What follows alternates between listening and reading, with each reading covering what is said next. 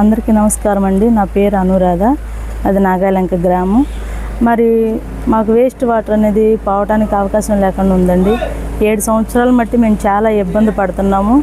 మరి ఇంట్లోనే స్నానం చేసి మరి ఇంట్లోనే అన్నీ కూడా విధానం అవుతుంది.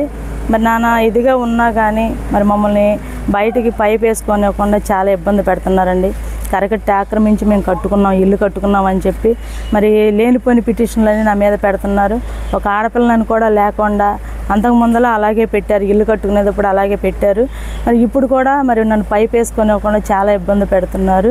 మరి ఎన్నిసార్లు చూసినా కానీ మమ్మల్ని అసలు పైప్ వేసుకొని ఇవ్వట్లేదు, మమ్మల్ని అక్కడ సరిగ్గా స్థిమితంగా ఉండనివ్వట్లేదు. ఎంత మట్టికి మమ్మల్ని అక్కడ నుంచి అది వేస్ట్ వాటర్ పోవటానికి ఆ పైప్ వేసుకొని ఇవ్వట్లేదు. మాకు లోన వాడుకునే వాటర్ ఏ అయితే ఉన్నాయో అవి అసలు బయటికి పోవటానికి అవకాశం అనేది లేదు.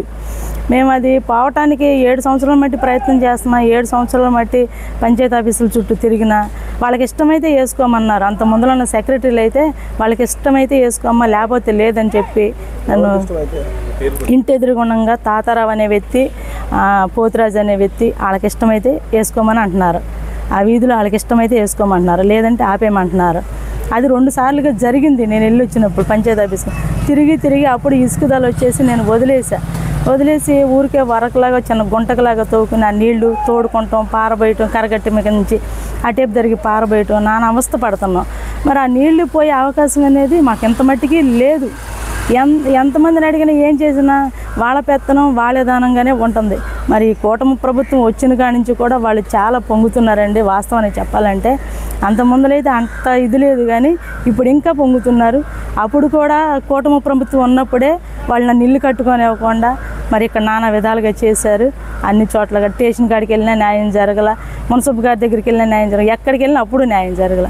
ఇప్పుడు కూడా తిరుగుతుంటే మా వైపు చూసి జాలిపడిన వాళ్ళే కానీ ఏమి కూడా మాకు సహాయం చేసిన వాళ్ళు లేరు. మరి పంచాయతీ ఆఫీస్ కాడికి వెళ్ళాం, సెక్రటరీ గారేమో పైప్ వేసుకోమ్మా నేను వద్దంటలేదు అని చెప్పి అంటాడు. లెటర్ ఇమ్మంటే ఆయన లెటర్ ఇవ్వట్లేదు. నిన్న కూడా వెళ్ళాను, మరి వెళ్తే ఆయన లేడు, ఎక్కడో ఉన్నాను తర్వాత వస్తానని చెప్పాడు. మాకైతే అర్థం కావట్లేదండి. నన్ను మట్టికి బాగా ఏడిపిస్తున్నారు, ఒక ఆడపిల్లని కూడా లేకుండా.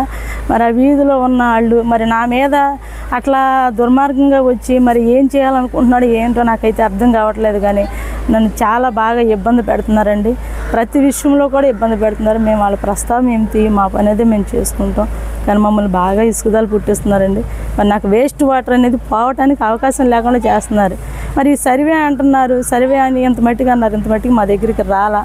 మరి ఇక్కడికి ఎంఆర్ఓ గారి దగ్గరికి ఇప్పుడే వచ్చాము. మరి ఆయన సోమవారం వస్తానంటున్నారు. మరి ఆయన సోమవారం వచ్చి అదేంటో మాకు సాల్వ్ చేస్తే బాగుండిద్ది.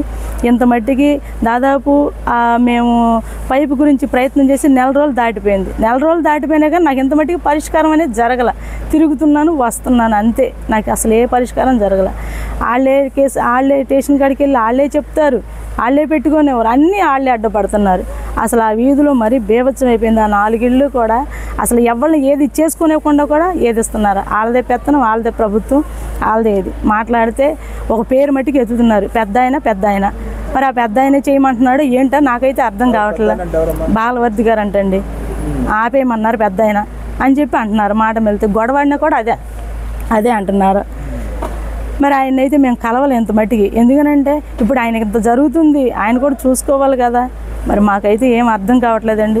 ఈ కూటమి ప్రభుత్వం వచ్చిన కాడి నుంచి మేము మళ్ళీ నరకయాతనలో పడుతున్నాం. అసలు మమ్మల్ని చాలా ఇబ్బంది పెడుతున్నారు.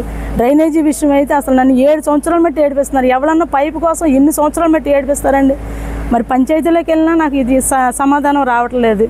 అక్కడికి వెళ్ళినా ఏమీ కూడా నాకు చెప్పట్లా. వేసుకోమంటారు కానీ ఫస్ట్ అయితే వాళ్ళకి ఇష్టమైతే వేసుకోమంటున్నారు, తర్వాత ఏమో వాళ్ళు ఏం సమాధానం చెప్పట్లా. లెటర్ అనేది అసలు నాకు ఇవ్వట్లా.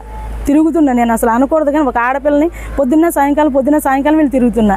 అయితే కరకట్ట మీరు డ్రైనేజ్ పైప్ వేస్తే కరకట్ట కొట్టుకుపోయి సముద్రం ఊళ్ళోకి వచ్చేస్తుందని చెప్తున్నారు కదా ఎంఆర్ఓ గారు. అస్సలు లేదండి, అది అసలు కరగట్టి బార్నే అటు కరగట్టు రేవంచు దగ్గర నుంచి ఉన్నాయండి బార్నే ఇళ్ళు.